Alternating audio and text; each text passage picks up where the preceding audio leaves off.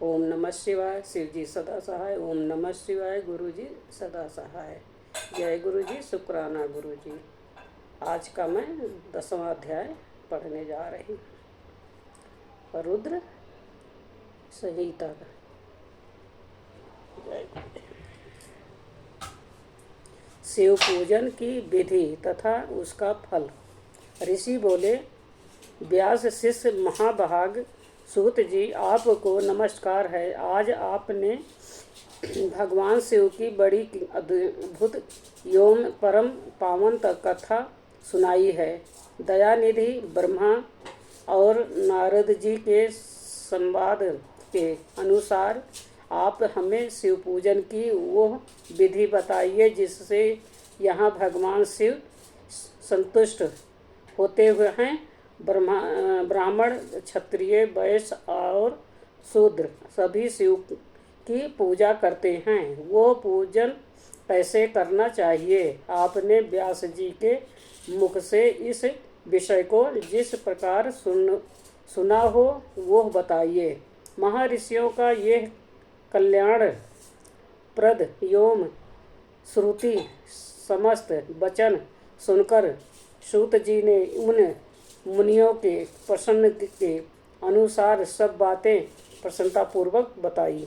सूत जी बोले, मुनीश्वरों, आपने बहुत अच्छी बात पूछी है, परंतु वो रहस्य की बात है। मैंने इस विषय को जैसा सुना है और जैसी मेरी बुद्धि है उसके अनुसार आज कुछ कह रहा हूँ।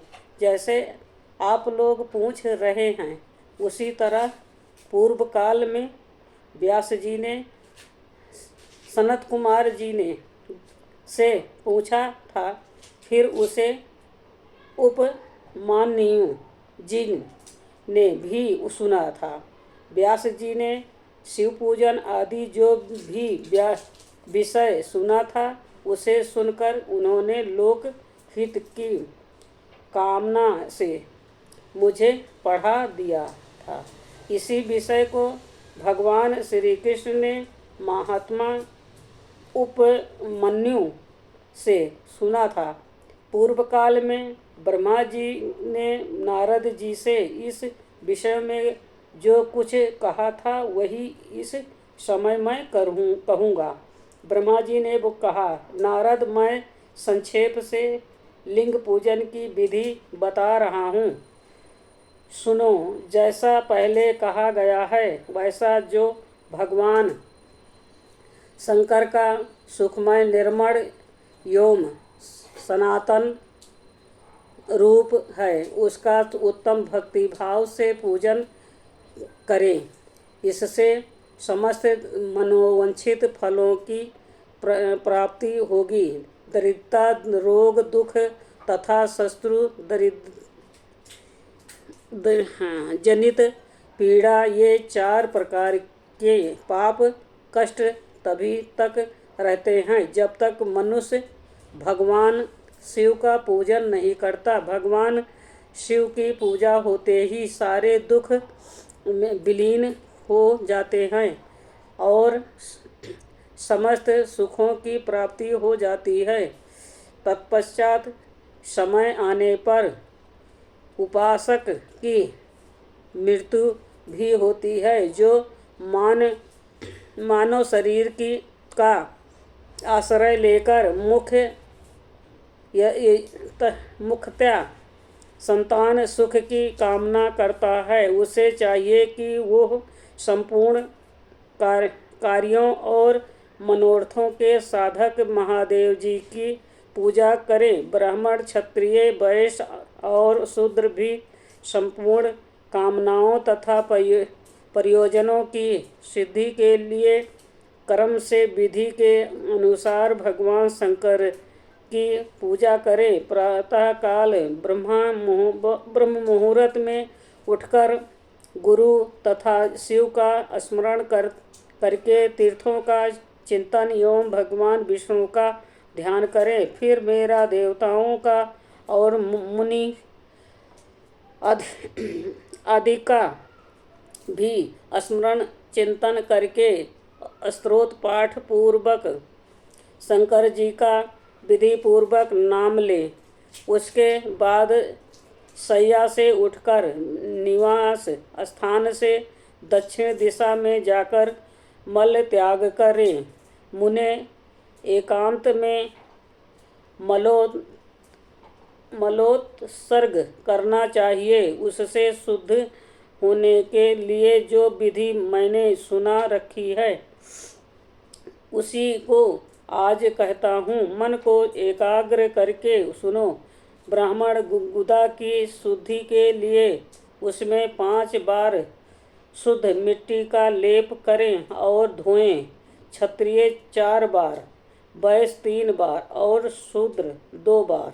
विधि पूर्वक गुदा की शुद्धि को के लिए उसमें मिट्टी लगाएं। लिंग में जो 1 बार प्रयत्न पूर्वक मिट्टी लगानी चाहिए।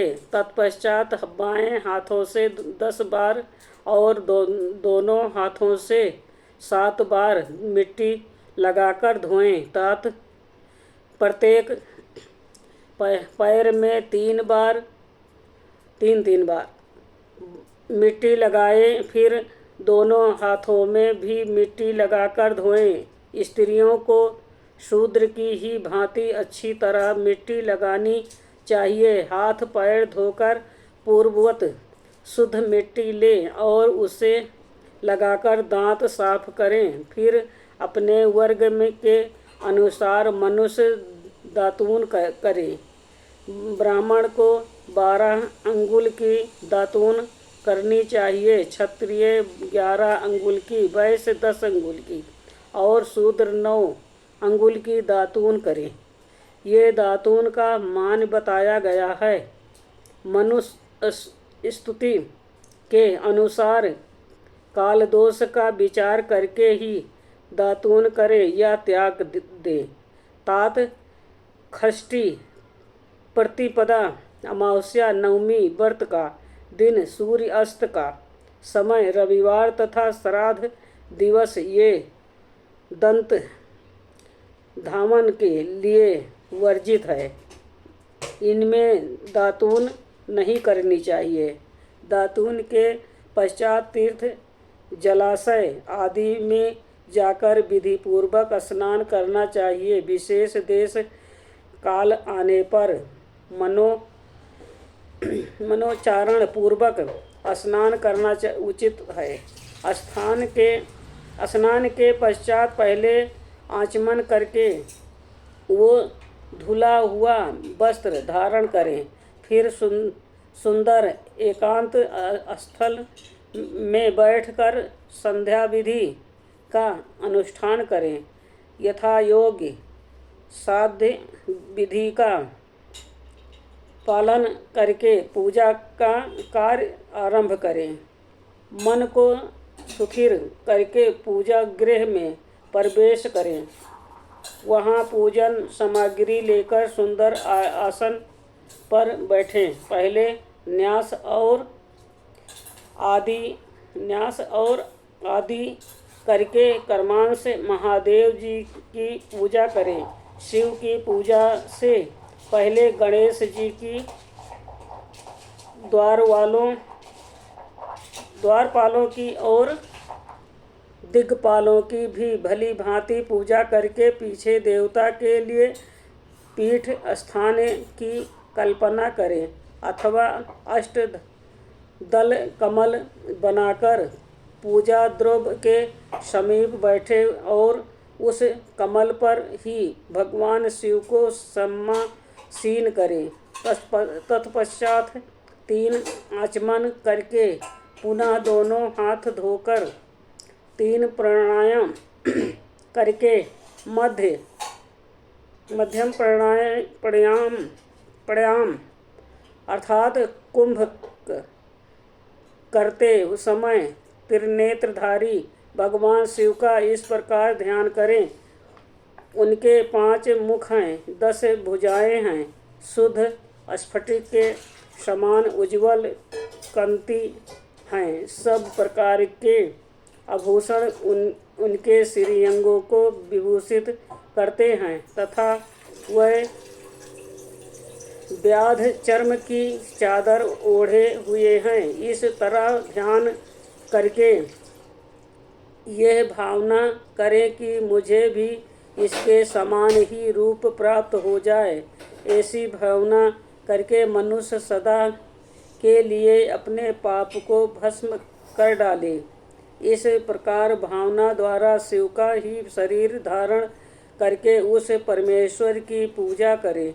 शरीर शुद्धि करके मूल मंत्र का कर्मांश न्यास करें अथवा सर्वत्र प्रणों से ही खंड न्यास करें। ओम उद्यति इत्यादि रूप से संकल्प वाक्य का प्रयोग करके फिर पूजा आरंभ करें। पाद अर्घ्य और आचमन के लिए पात्रों को तैयार करके रखें। बुद्धिमान पुरुष विधिपूर्वक भिन्न भिन्न प्रकार के 9 कलश स्थापित करें। उन्हें कुशाओं से ढक कर रखें और कुशाओं से ही जल लेकर उन सबका प्रोक्षण करें। तत्पश्चात उन्होंने सभी पात्रों में शीतल जल डालें। फिर बुद्धिमान पुरुष देखभाल कर प्रणव मंत्र के द्वारा उनमें निम्नलिखित द्रव्यों को डालें। खास और चंदन को पादपात्र में रखें। चमेली के फूल, शीतल चीनी, कपूर, बड़की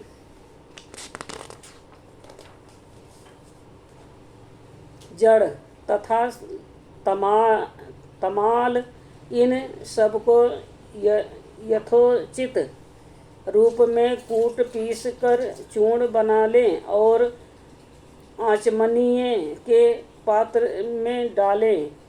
इलायची और चंदन को भी तो सभी पात्रों में डालना चाहिए। देवाधिदेव महादेव जी के पार्श्वभाग में नंदीश्वर का पूजन करें। गंध, धूप तथा भांति भांति के दीपों का द्वारा शिव की पूजा करें। फिर लिंग शुद्धि करके मनुष्य प्रसन्नतापूर्वक मंत्र समूहों के आदि में प्रणव तथा अंत में नमः पद जोड़कर उनके द्वारा इष्ट देव के लिए यथोचित आसन की कल्पना करें। फिर प्रणव से पदासन की कल्पना करके ये भावना करें कि इस कमल का पूर्व दल साक्षात अरिणमा नामक ईश्वर रूप तथा अविनाशी हैं। दक्षिण दल लघिमा है। पश्चिम दल महिमा है। उत्तर दल प्राप्ति है। अग्निकोण का दल प्रकामय है। नैऋत्यकोण का दल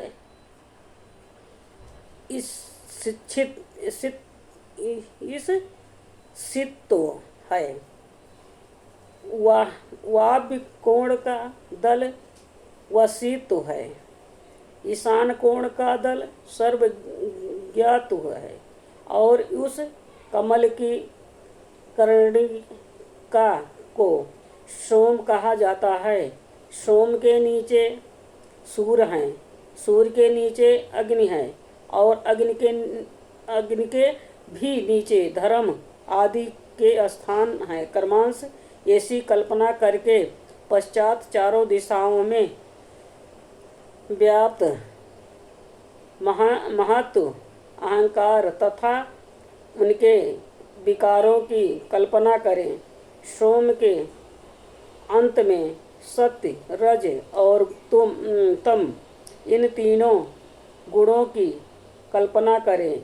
इसके बाद यदोजाति परपादिमी इत्यादि मंत्र से परमेश्वर शिव का आह्वान करके ओम वामदेवाय नमः इत्यादि वामदेवाय देव मंत्र से उन्हें आसन पर विराजमान करें। फिर ओम तत्पुरुषाय विद्ये इत्यादि रुद्र गायत्री द्वारा इष्ट देव का सानिध्य प्राप्त करके उन्हें अघोरिस भयो उथ इत्यादि अघोर मंत्र से वहाँ निरुद्ध करें। फिर ईशान सर्व विद्यानाम इत्यादि मंत्र से आराध्य देकर पूजन करें। पाद और आचमनीय अर्पित करके अर्घ्य दें। तत्पश्चात गंध और चंदन मिश्रित जल से विधिपूर्वक रुद्रदेव को स्नान कराएं। फिर पंच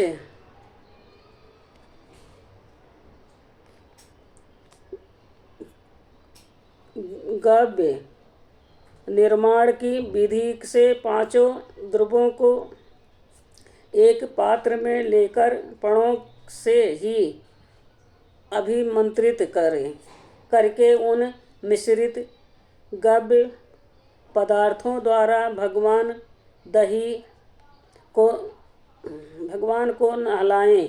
तत्पश्चात पृथक पृथक दूध, दही, मधु, गन्ने के रस तथा घी से नहलाकर समस्त अभीष्टों के दाता और हितकारी पूजनीय महादेव जी का प्रणव के उच्चारण पूर्वक पवित्र मंत्रों उच्चारण पूर्वक जल डालने से पहले साधक श्वेत वस्त्र से उस जल को यथोचित रीति से छान लें। उस जल को तब तक दूर न करें जब तक इष्ट देव को चंदन न चढ़ा ले।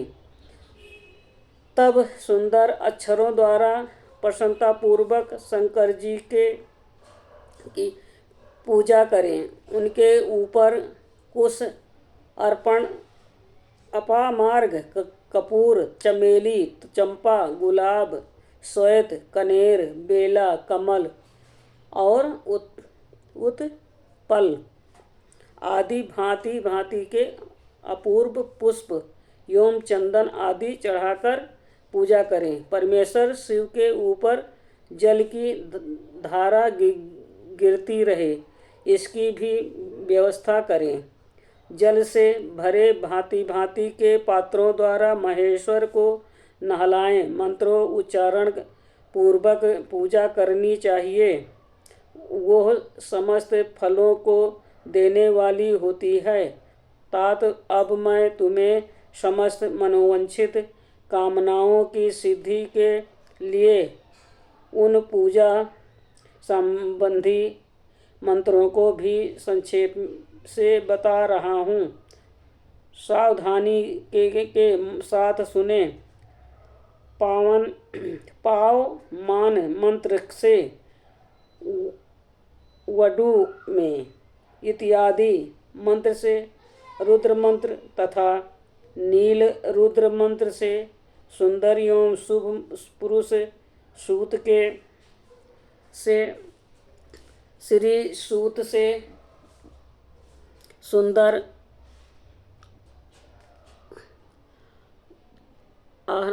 अधारो शीघ्र के मंत्र से आ नो भद्रा इत्यादि शांति मंत्र से शांति संबंधी दूसरे मंत्रों से वरुण मंत्र और अरुण मंत्रों से अर्धाभिष्ट शाम तथा देवव्रत साय देवव्रत देवव्रत शाम से अभित्वा इत्यादि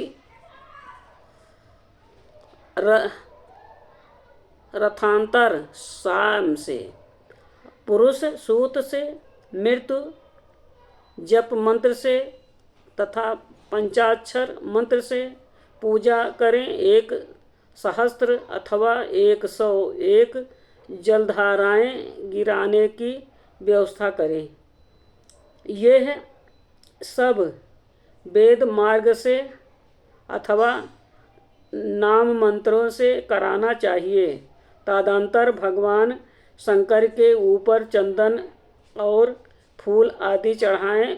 पणों से ही मुख वास तंबूल आदि अर्पित करें। इसके बाद जो स्फटिक मणि के समान निर्मल निष्कल अविनाशी सर्वलोक कारण सर्वलोकमय परम देव हैं, जो ब्रह्मा रुद्र इंद्र और विष्णु आदि देवताओं की भी दृष्टि में नहीं आते।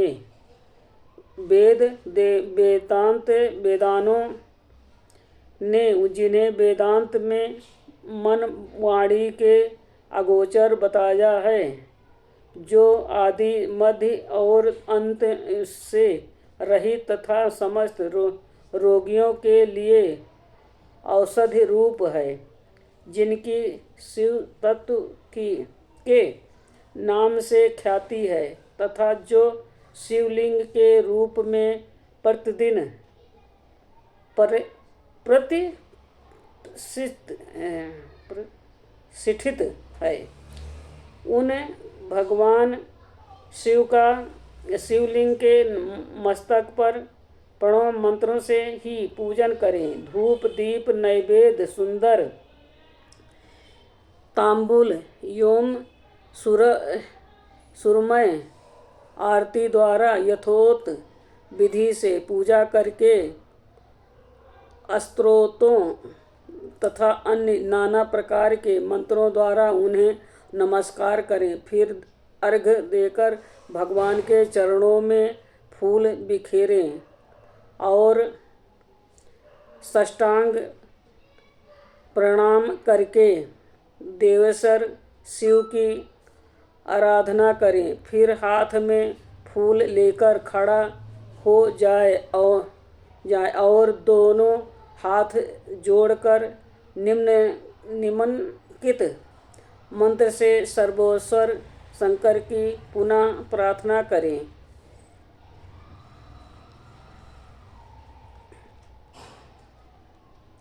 अज्ञान यदि व ज्ञान जजप पूजादि के मया कीर्तन तदस्तु सफल कृपया तो शंकर कल्याणकारी शिव, मैंने अनजान में अथवा जानबूझकर जो जप पूजा आदि सत्कर्म किए हों, वह आपकी कृपा से संकल्प सफल हो।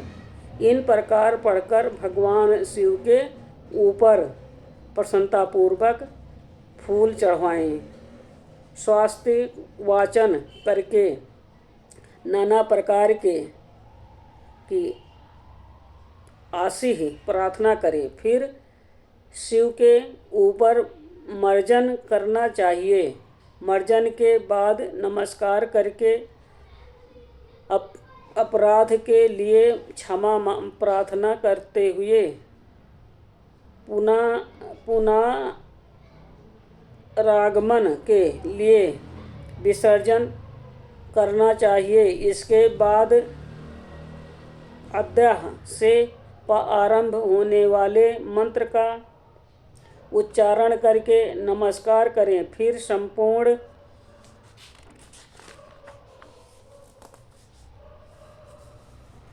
भाव से विभोर होकर इस प्रकार प्रार्थना करें। शिवे भक्ति, शिवे भक्ति, शिवे भक्ति भवे भवे, अन्यथा शरण नास्ति तुम्हें शरण मम। प्रत्येक जन्म में मेरी शिव में भक्ति हो, शिव में भक्ति हो, शिव में भक्ति हो। शिव के सिवा दूसरा कोई मुझे शरण देने वाला नहीं। महादेव आप ही मेरे लिए शरणादाता हो। इस प्रकार प्रार्थना करके संपूर्ण सिद्धियों के दाता देवेश्वर शिव का पराभक्ति के द्वारा पूजन करें। विशेषतः गले की आवाज़ से भगवान को संतुष्ट करें। फिर सब परिवार नमस्कार करके अनुपम प्रसन्नता का अनुभव करते हुए समस्त लौकिक कार्य सुख पूर्वक करता है रहे। जो इस प्रकार शिव भक्ति परायण हो, प्रतिदिन पूजन करता है, उसे अवश्य ही पग पग पर सब प्रकार की सिद्धि प्राप्त होती है।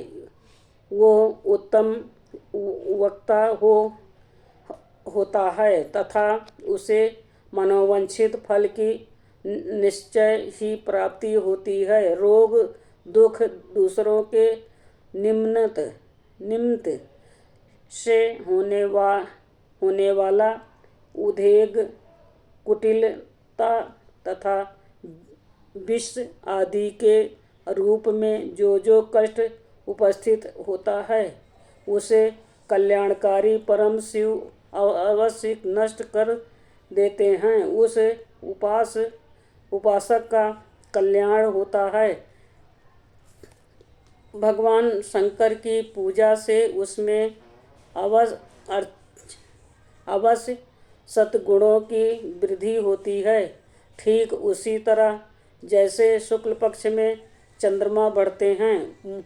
मुनि श्रेष्ठ नारद, इस प्रकार मैंने शिव की पूजा का विधान बताया है। अब तुम क्या सुनना चाहते हो? कौन सा प्रश्न पूछने वाले हो?